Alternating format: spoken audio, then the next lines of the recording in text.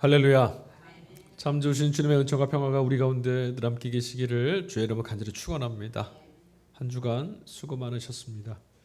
여러분의 눈물과 여러분의 땀 흘림과 여러분의 성실한 그 믿음의 길 뿌려진 곳곳마다 하나님이 결실하게 하시는 내일이 반드시 임할 줄로 믿습니다. 지난밤 잘 주무셨어요? 네. 자꾸 이게 날씨가 더워서 그런지 잠을 깊이 못 자갖고 힘든데.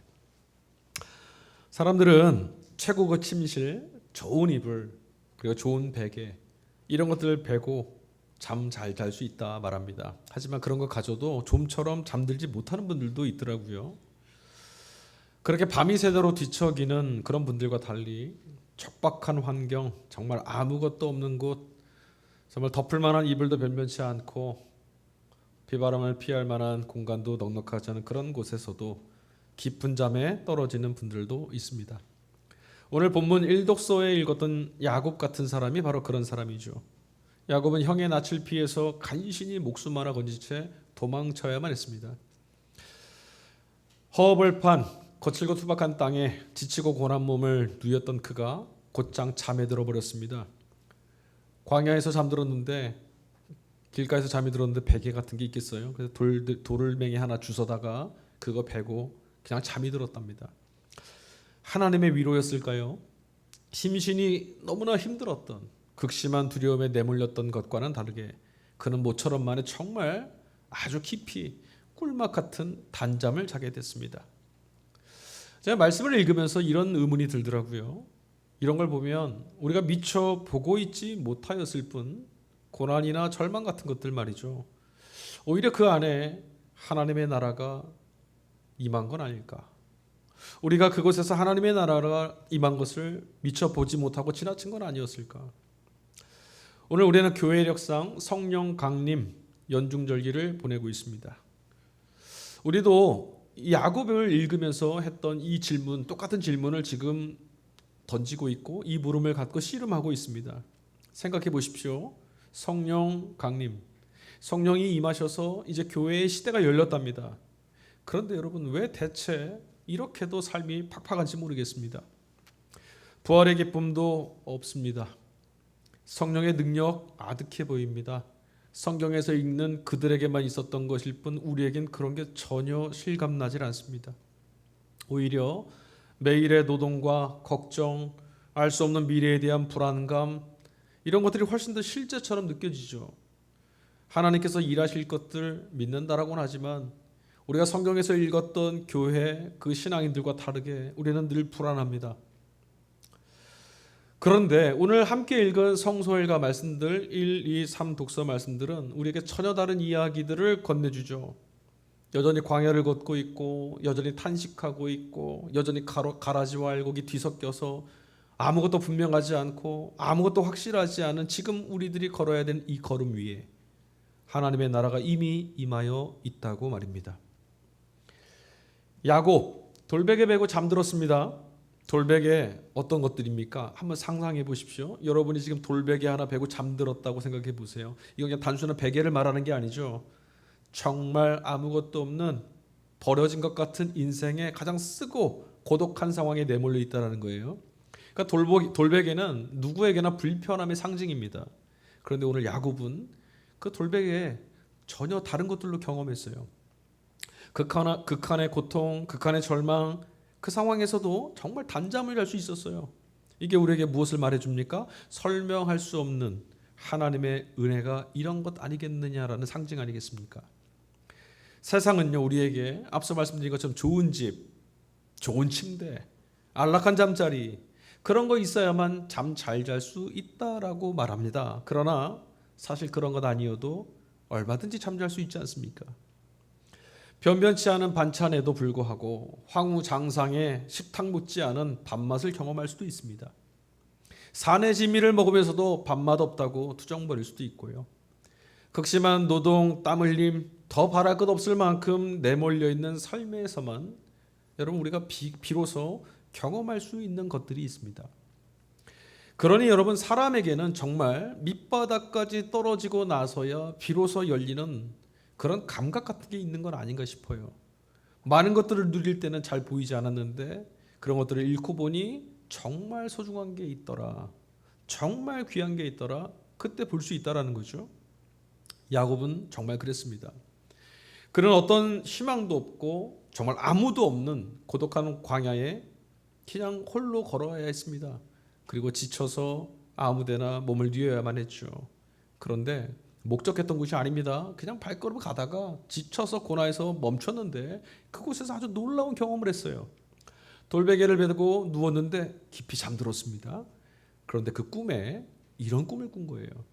하늘로 이어져 있는 사다리, 그리고 그 사다리를 천사들이 오르락 내리락, 그러니까 소통되고 있는 거죠. 하늘과 땅이 전혀 다른 세상이 아니라 연결되어 있다는 거예요. 그리고 하늘 문이 열려 있더라. 깨어보니 꿈이었어요. 그런데 그 장면이 얼마나 생생하고 놀라웠으면 잠에서 깼던 야곱이 이렇게 말합니다. 야, 정말 이곳이 하나님의 집이구나. 하나님의 집이 여기 있었구나. 이렇게 고백했대요. 그런데 여러분, 의문이 들지 않으십니까? 하나님이 어느 곳에만 계실 수 있는 분이 아니잖아요. 온 하늘이라도 하나님을 덮을 수 없고 온 땅이라도 그분의 발등상을 덮을 수가 없습니다. 하나님은 어디든 계신 분입니다. 그러니까 우리는 더 궁금해질 수밖에 없어요. 대체 야곱이 무슨 경험을 했던 걸까? 왜 하나님이 여기 계시는구나 그때 실감할 수 있었을까? 하나님은 야곱이 이삭과 어머니 리브가 형 에서와 함께 있던 그곳에도 계셨고요. 형 에서로부터 장자권을 빼앗을 때도 그곳에 계셨고, 그리고 어린 시절에 형의 발뒤꿈치를 잡고 어머니로부터 태어났던 그때에도 하나님 거기 계셨어요. 그런데 지금 이 베델이라고 하는 광야 한복판에서 그가 말하는 거죠. 하나님이 여기 계셨구나. 우리는요, 야곱 이야기처럼 장자권, 복, 하늘로부터 임하는 어떤 형통한 복들, 성공, 심지어는 하나님의 은혜 같은 것조차도 내 것으로 쟁취하고 소유하고 얻고 이루어야 된다라고 하는 조급함에 내몰리곤 합니다. 그렇죠? 하나님께로부터 이런 복 받아야 되는데, 하나님께로부터 이런 것 얻어야 되는데, 그런데 야곱은요, 그런 것조차도 모두 잃어버렸습니다. 다 잃어버렸어요. 그런데 바로 그때 비로소 그는 모든 것 되시는 하나님을 만났습니다. 다시 말씀드리면 모든 것을 다 가졌다고 생각했을 때는 보이지 않았던 하나님, 그런데 모든 것을 다 잃고 보니 마침내 하나님이 눈에 들어왔다는 거예요. 그는 이 경험을 통해서 애당초 내 것이라고 여겨왔던 것들, 이게 처음부터 내 것인 건 하나도 없었구나, 이 마땅하고 당연한 사실을 통렬하게 깨닫게 됐습니다. 하나님은 모든 것 되시는 분이십니다. 여러분은 이 사실을 믿으십니까? 그럼 이 사실을 실감하십니까? 하나님이 여러분과 함께 계시고 하나님이 여러분의 하나님이 되시기로 작정하셨으니 여러분은 다 잃어도 괜찮습니까? 하나님이 모든 것 되십니다. 그러니 하나님이 계시면, 아니 하나님 안에 있으면 우리가 잃어버리는 것은 아무것도 없습니다. 문제는 우리가 이걸 실감하지 못한다는 거죠. 내 것을 생각하기에 잃어버린다 생각합니다. 야곱은 이 사실을 깨달았어요. 그러고 보니까 형을 피해서 지금 도망치고 있는 자신의 인생, 이 처량함, 내가 어쩌다 이렇게 됐지, 얼마나 속상했겠습니까? 그런데 여기서 하나님이 계심을, 자신의 인생과 삶에 하나님이 함께하고 계시다는 사실을 깨닫고 보니까 내 인생 망한 건 아니구나, 이런 생각이 든 거예요. 왜? 자신은 이미 모든 복의 근원 되시는 하나님을 얻었으니까요. 하나님을 경험한다라는 것, 이게 뭘까? 이 말씀을 읽으면서 여러분은 깊이 좀 이해하셔야 돼요. 우리가 이 본문의 말씀 그림처럼 동화처럼 그려놓은 이대로 하나님을 경험하고 만날 수는 없어요. 야곱이 하나님을 만났다고 하는 이 장면을 우리 삶에서 잘 해석해내셔야 됩니다. 이게 무슨 경험을 말하는 거겠습니까? 하나님을 경험한다는 것은요, 충만함, 부족함이 없다라는 것을 실감하는 것으로만 드러나요. 내가 하나님을 경험했다란 말은 이 고백인 거예요. 무엇을 얻는 것이 아니라 부족함이 없다라는 거죠. 그것 없어도 괜찮고 저것 없어도 괜찮고 그런 것에 휘둘리지 않는다라고 말할 수 있는 것, 이게 하나님을 경험한 고백과 같은 말이에요. 그래서 잠에서 깨었던 야곱이 무엇을 얻었습니까? 그 잠을 깨고 보니까 그 신령한 잠을 그 꿈을 딱 꾸고 깨어나 보니까 그곳이 형통한 곳으로 바뀌어 있었나요? 그곳에 자신이 원하던 부와 명예가 다 쌓여 있었습니까? 여전히 광야였습니다. 아무것도 없는 것 같았어요. 그런데 잠에서 깬 야곱이 말합니다. 이곳이 하나님의 집이다. 내가 하나님을 배웠다. 저는 우리 성도 여러분들의 삶에서 한 주간 어떤 일들이 있었고 무슨 고백을 하고 무슨 기도를 하고 또 어떤 눈물을 흘리며 하나님을 붙들고 씨름하셨는지 모르지만 여러분이 그 씨름했던 그곳에서 오늘 야곱처럼 하나님이 여기 계셨구나, 이 고백을 하실 수 있는 은혜가 있기를 간절히 소망합니다. 야곱의 그의 눈에는 다른 것이 보인 건 아닙니다. 그리고 우리 눈에도 여전히 야곱이 잠에서 깬 그 베델에 뭐 특별한 건 없습니다. 여전히 이름 없는 버려진 땅입니다. 베델은요, 지도에도 잘 나와 있지 않습니다. 아무도 눈여겨보지 않는 정말 버려진 돌투성이의 척박한 땅입니다. 마치 우리 지난주 복음서 말씀 읽을 때 길가, 돌짝밭, 가시덤불 가득한 땅, 쓸모없는 그런 땅들처럼 지금 야곱이 있는 그곳, 자신이 하나님의 집이다라고 경험했다라고 하는 그곳은 정말 겉으로 볼 때는 아무것도 아닌 땅입니다. 그런데 하나님이 그를 만나주셨고, 그러고 나서 이곳이야말로 하나님의 집이라고 했던 야곱의 경험. 놀라운 거죠. 놀라운 겁니다. 세상이 다르게 보이기 시작한 거예요. 그런데 이 경험이 우리가 읽을 때 정말 여기까지 따라왔습니다. 정말 하나님을 만난다는 것, 예수 믿는 것, 구원을 얻는다는 것은 정말 다르게 보이는 거구나, 그런 거구나. 우리는 아멘이 되어도 현실에서 실감하는 게 좀처럼 녹록지가 않다라는 거죠. 초막이나 궁궐이나 그 어디나 하나님 나라, 우리 찬송하잖아요. 하지만 우리 속내는 어떻습니까? 적어도 내가 살고 있는 그런 곳이 하나님의 나라일 수는 없잖아요. 우리가 바라는 건 내가 있는 그곳이 좀 달라지길 원하잖아요. 초막도 궁궐도 하나님의 나라라면 같은 값이면 초막 말고 하늘 궁궐 주세요. 이거 아닙니까? 여전히 우리는 왕이 사는 왕실처럼 화려한 집, 성공한 인생만을 부러워하며 살아왔습니다. 그러다 보니까 왕과 함께 하는 곳이 왕실이고 왕과 함께 먹는 식사가 왕의 만찬이라는 것을 우리는 실감하지 못하는 거예요. 이 말씀 이해하시겠어요? 왕실은 어떤 곳입니까? 우리는 머릿속으로 뭘 생각하냐면 얼마나 넓고 얼마나 화려하고 얼마나 대단한가 생각합니다. 근데 그곳이 왕이 없으면 그건 왕실이 아닙니다. 산의 진미를 다 쌓아놔서도 왕이 함께 해주지 않으면 그건 그냥 우리가 먹는 밥이죠. 우리는 정작 왕에게 관심이 없었습니다. 하나님을 찾겠다고, 하나님께 은혜 받겠다라고 우리가 부산하고 자꾸만 조급한 이유가 여기 있어요. 뭔가를 좀 해야겠다라고 몸부림치는 이유도 여기 있습니다. 하나님 자신이 아니라 하나님 그 이름에 걸맞는 것을 자꾸만 찾았기 때문입니다. 그러니 하나님이 보이지 않는 거죠. 거기는 광야에서 여러분 궁궐을 찾으면 보이시겠습니까? 안 보입니다. 하나님을 찾으면 보입니다. 지금 우리가 서 있는 그곳에, 우리가 지금 살아가고 있는 이 순간 하늘 문이 열려 있다라는 것, 눈 크게 뜨고 여기 계신 하나님을 보는 것이 먼저입니다. 하나님이 여기 계신다는 사실을 경험하는 게 먼저고, 하나님이 어떻게, 그건 그 다음에 따라오는 겁니다. 이것은 여러분 삶으로 부딪혀 보지 않고서는 결코 실감할 수 없는 이야기죠. 그러니 제가 이렇게 말씀을 드려도, 성경이 이렇게 우리에게 말하고 있어도, 하나님의 나라 천국은요, 들을 귀 있는 이들만 듣고 눈뜬 이들만 볼 수 있는 나라임이 틀림없습니다. 그래서 저는 여러분에게 주님이 그리 말씀하셨던 것처럼 들을 귀 있는 자들 되시고 볼 수 있는 자들 되기를 축복합니다. 우리는 늘 밝고 형통하고 풍성하고 풍요로운 자리에서만 하나님을 찾으려 듭니다. 거창한 왕실을 찾는 것처럼 말이죠. 하지만 성경 말씀은 계속해서 성경은 우리에게 광야, 짙은 어둠의 밤, 눈물 흘리는 곳, 빈들, 고독하고 척박한 곳, 그곳에 하나님이 계시다라고 말해줍니다. 여러분 성경에서 만났던 인물들을 한번 더듬어 보십시오. 그들이 언제 하나님을 만났다라는 경험을 남겼습니까? 아니 그들이 언제 하나님을 경험했습니까? 성경의 사람들은요, 그런 점에서 하나도 예외 없이 인생의 가장 어두운 터널을 지나고 있을 때 하나님의 얼굴을 내가 대면하였다라고 우리에게 증언합니다.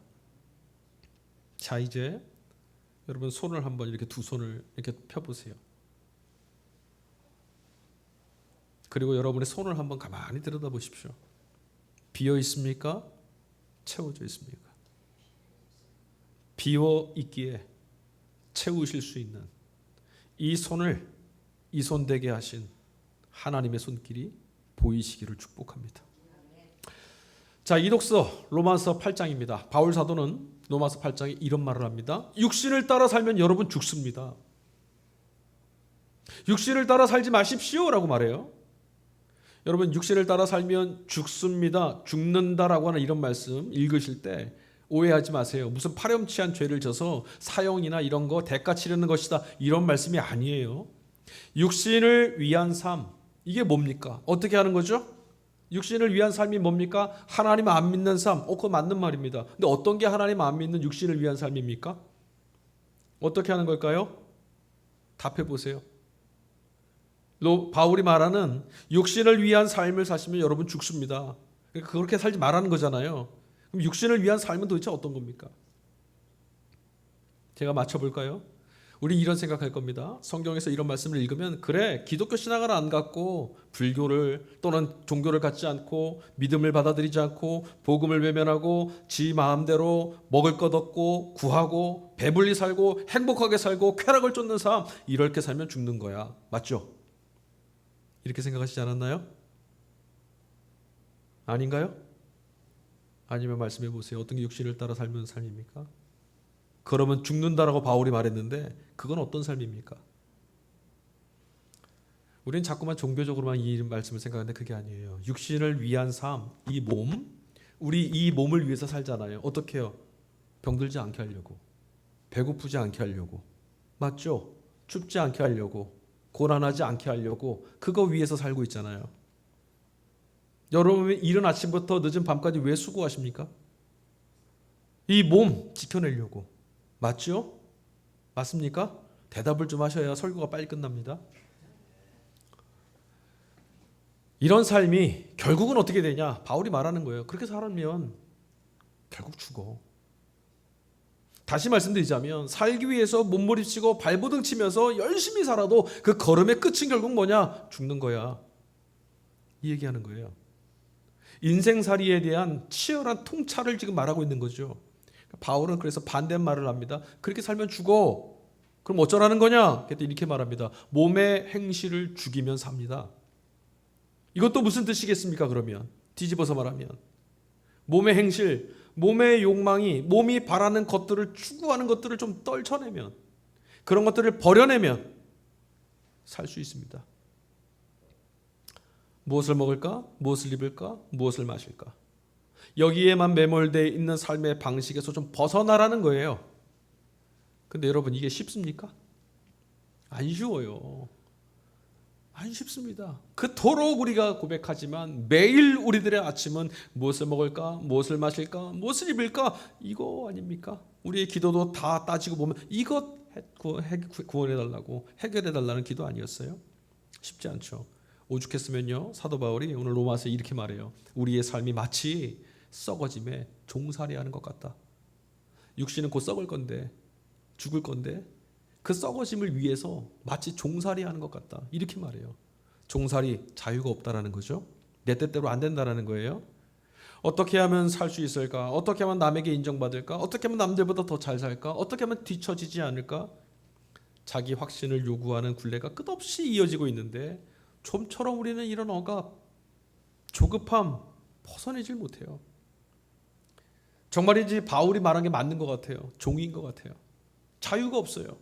그렇게 살고 싶지 않은데 그리할 수가 없어요. 먹고 사는 일에 제발 좀 머리 좀 안 쓰고 머리 안 아팠으면 좋겠는데 그렇게 안 되잖아요. 안 됩니다. 그래서 많은 사람들이 이런 짐으로부터 벗어나려고 어떻게 사느냐? 도덕, 윤리, 종교 생활을 통해서 이런 것들로부터 좀 벗어나야겠다. 그런데 여러분, 그게 될까요?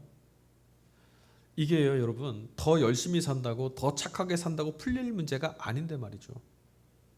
왜냐하면 이 문제의 근본에는요, 살아있으니 경험할 수밖에 없는 문제, 다시 말하면 죽기 전까지는 늘 있는 문제, 죽음이란 게 있기 때문이에요. 그러니까 우리가 이런 문제에서 자유를 얻고 구원을 얻고 해방을 얻고 기쁨을 얻으려면 답은 하나입니다.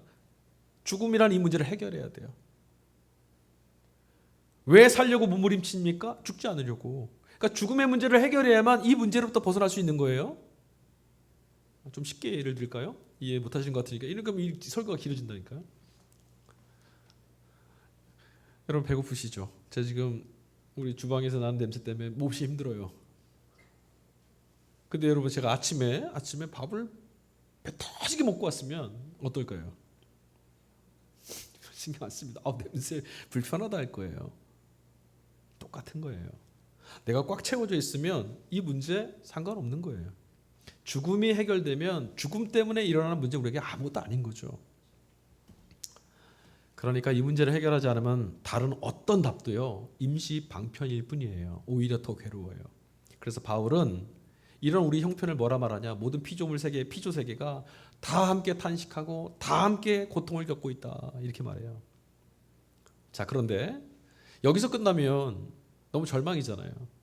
바울은 여기다가 진단을 했으면 해결책이 있어야 되잖아요. 바울은 이 고통이 절망으로만 끝나는 것은 아닙니다 라고 말해요. 그는 적어도 우리들 믿음으로, 예수 그리스도를 믿는 믿음으로 하나님 안에서 살아가는 우리들은 고통을 고통으로만 경험하지 않습니다라고 말합니다. 그럼 뭐라고 말했을까요? 바울은 말합니다. 우리의 고통, 우리의 고난은 마치 해산하는 고통과 같다. 우리 여성 자매님들이 많으시니까 해산의 고통이라는 게 진짜 인간이 경험할 수 있는 고통 중에 정말 탑에 든다고 하더라고요. 그런데 해산의 고통을 겪고도 왜 다시 또 아이를 낳으세요? 해산의 고통은 절망입니까? 인생을 포기하고 싶습니까? 그렇게 극심한 고통인데? 아니요. 기다리잖아요. 언제를요? 새로운 생명을 마주할 기쁨의 날을.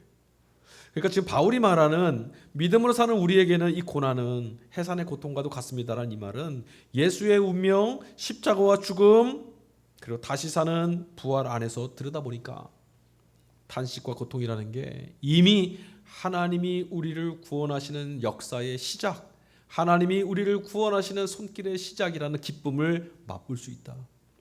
그러니 우리는 고난 가운데도 기뻐할 수 있다. 탄식 가운데서도 찬양할 수 있고 절망 가운데서도 주님의 날을 꿈꿀 수 있다라고 말하는 거예요.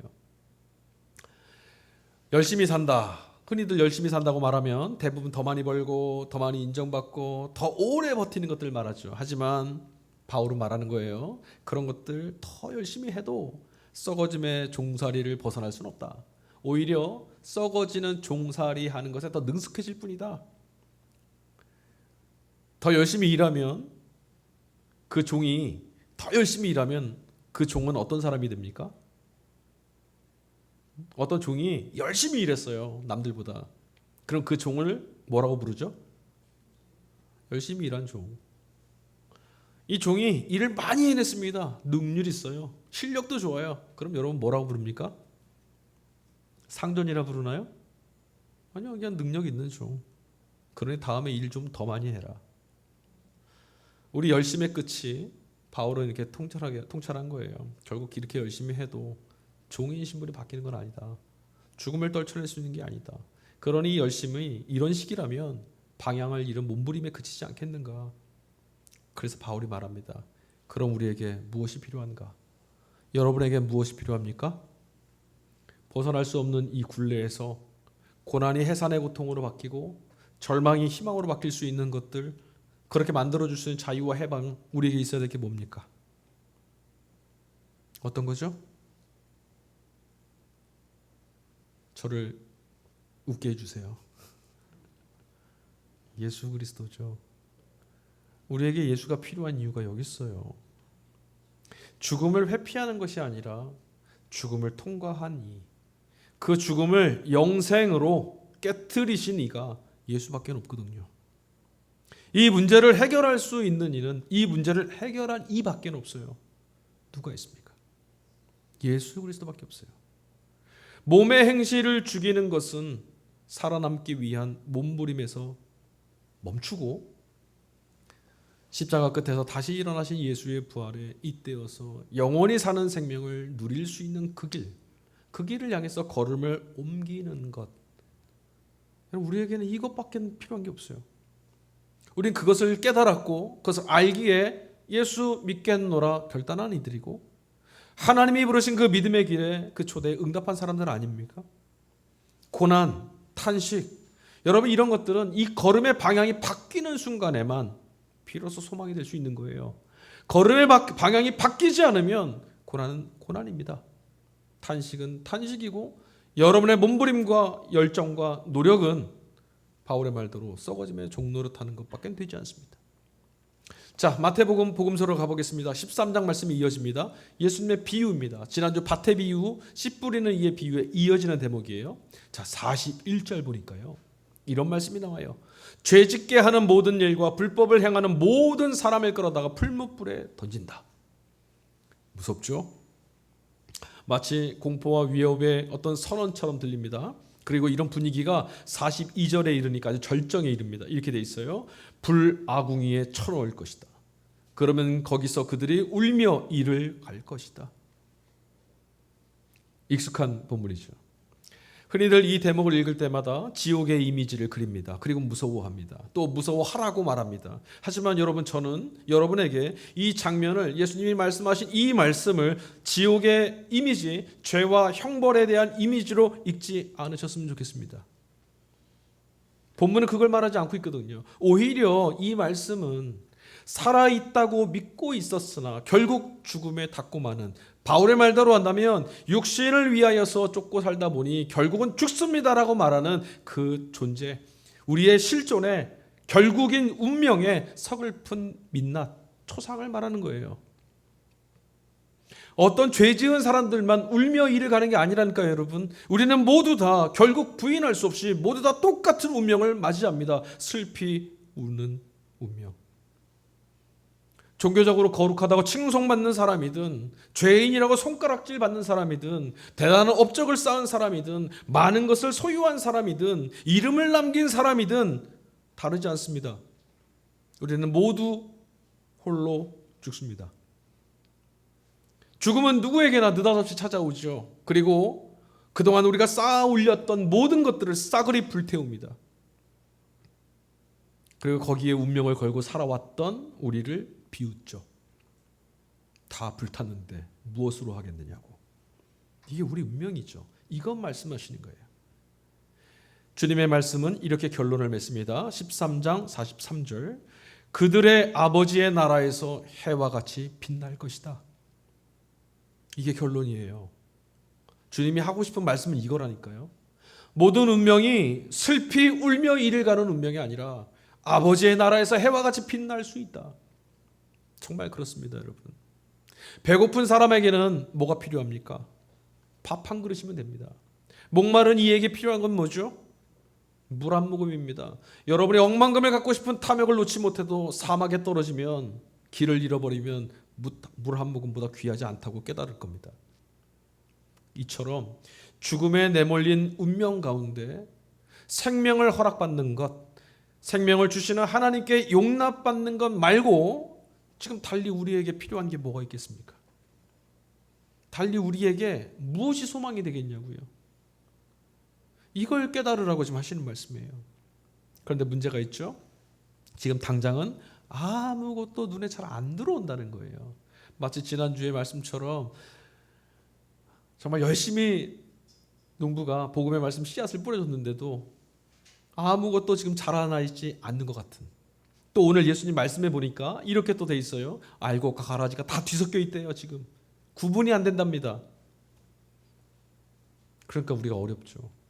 별로 차이가 안 나고, 이게 정말 맞는 것일까? 저렇게 사는 것이 나은 게 아닐까? 이렇게 살다 잘못되는 건 아닐까?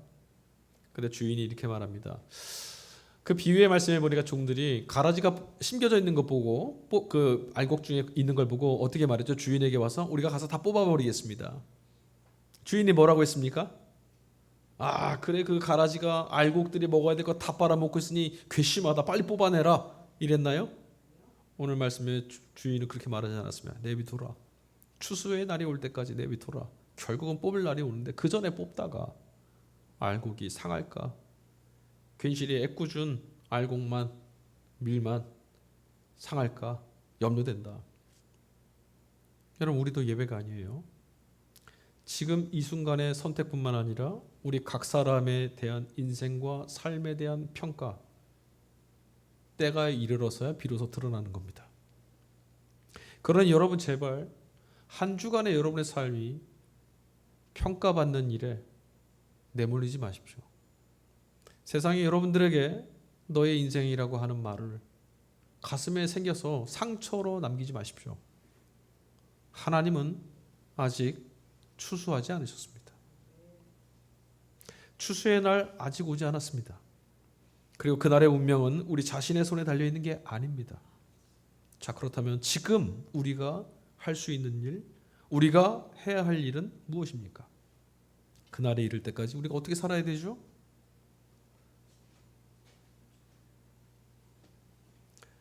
주인은 어느 것이 알곡인지 어느 것이 가라지인지 단정짓지 않았습니다.